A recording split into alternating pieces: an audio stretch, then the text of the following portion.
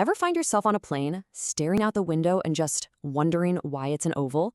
I mean, why not a square or a rectangle? It really seems like such a small design choice, but the story behind it is actually, well, it's pretty terrifying. It's a story about incredible innovation, a sudden disaster, and a fatal flaw that was hiding in plain sight the entire time. So yeah, let's just ask that question right up front. Why are airplane windows always round? Well, the answer to that question lies with what was supposed to be the most advanced airliner the world had ever seen, a plane that promised a new golden age of travel, but instead it just started falling out of the sky. So meet the de Havilland Comet. Back in the early 1950s, this thing was the absolute pinnacle of British engineering. It was beautiful, it was incredibly fast, and it could fly way higher and smoother than any of the old propeller planes. We're talking about cutting journey times in half. For a little while, the Comet was the undisputed king of the skies. But then, this day happened. Not even 2 years after it started its celebrated service, the whole dream turned into an absolute nightmare. Those are the last words anyone ever heard from Captain Alan Gibson, the pilot of BOAC Flight 781. It was just a routine radio call to another pilot, and then his transmission just stopped, mid-sentence. His plane had literally vanished. 35 people, that included 10 children. They were all killed instantly when their brand new state-of-the-art jet just disintegrated at 30,000 feet and fell right into the Mediterranean Sea. The whole world was just stunned. I mean, there was no storm, no distress call, nothing. The pride of Britain, the Comet, had just exploded for no reason anyone could figure out. Investigators were completely baffled. And you have to understand, trying to investigate this was almost impossible. This is 1954. There are no black boxes, no cockpit voice recorders. The wreckage was scattered for miles across the deep sea floor. And, of course, there were no survivors to tell what happened.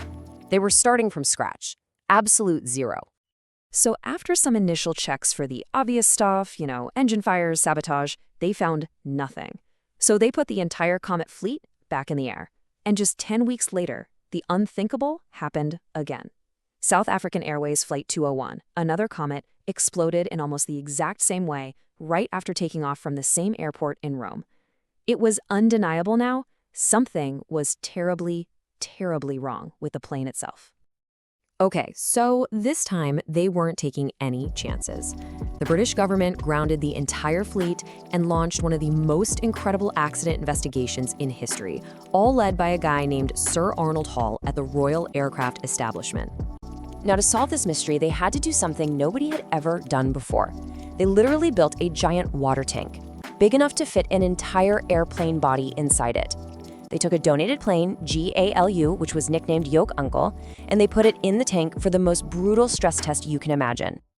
And this was way more than just giving the plane a bath. They were pumping water into the fuselage to mimic the air pressure at high altitude, and then pumping it out again, over and over.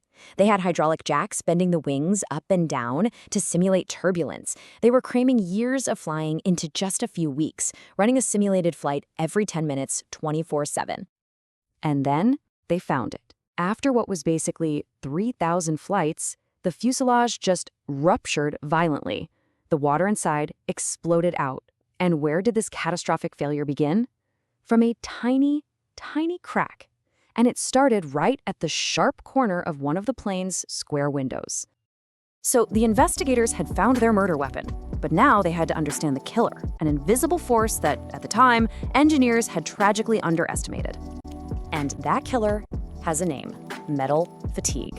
The easiest way to get your head around it is to just think of a paperclip. You bend it back and forth in the same spot, and eventually it just snaps, right? Well, that's fatigue. The Comet's metal skin was doing exactly that every single time it took off, climbed, and landed. And this is why the shape of that window was so critical. See, a pressurized cabin wants to expand, kind of like a balloon.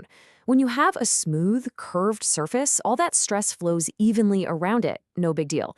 But when that stress hits a sharp 90-degree corner, all of that force gets concentrated into one tiny little spot. We're talking up to 3 times the normal pressure.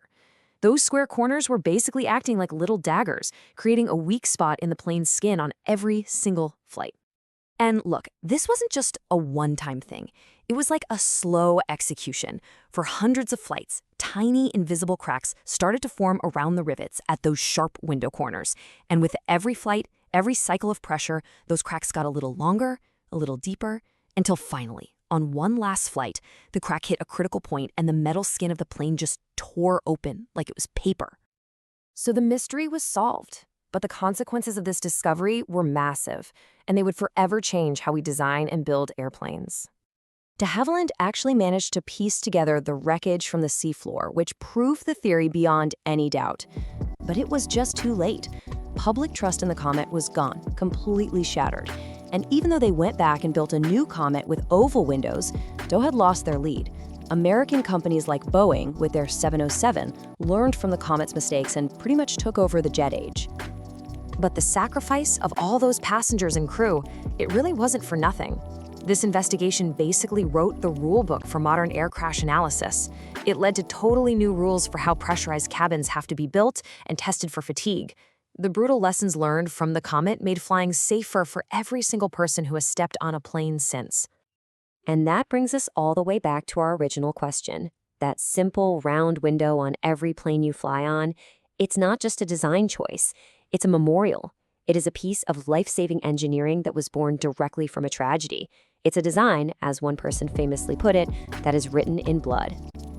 It really makes you wonder, doesn't it?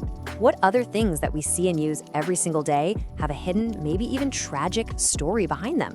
What other invisible protections are just built into the world all around us, all paid for by the hard lessons of the past?